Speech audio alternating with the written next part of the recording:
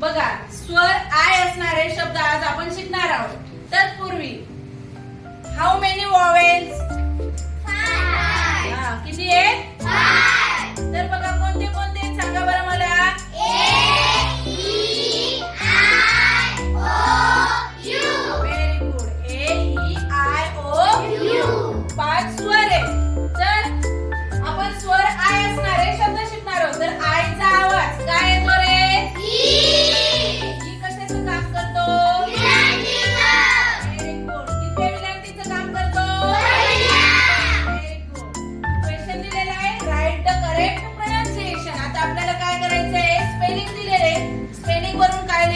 Pronunciation लिहायचे.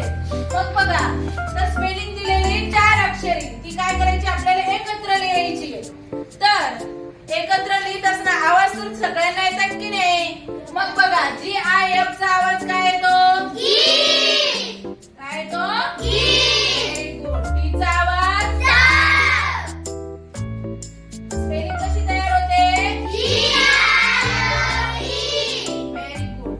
मग बघा, आता इंग्रजी जोड अक्षर जेव्हा तयार होतात तेव्हा काय होतात? 2 कॉन्सनंट एकत्र येतात तेव्हा काय होतं? जोड अक्षर तयार होतं. आणि मराठीत काय केलं जातं? जोड अक्षर एकमेकांना चिटकवलं जातं. तर इंग्रजीत काय? कॉन्सनंट एकत्र येतात. इकडे चिटकवण्याची पद्धत नाही. तर इथं काय आहे बघा, गिफ्ट. बघा, गिफ्ट मीन्स काय? बघा, प्रॉपर प्रोनाउन्सिएशन काय झालं? गिफ्ट मीन्स काय?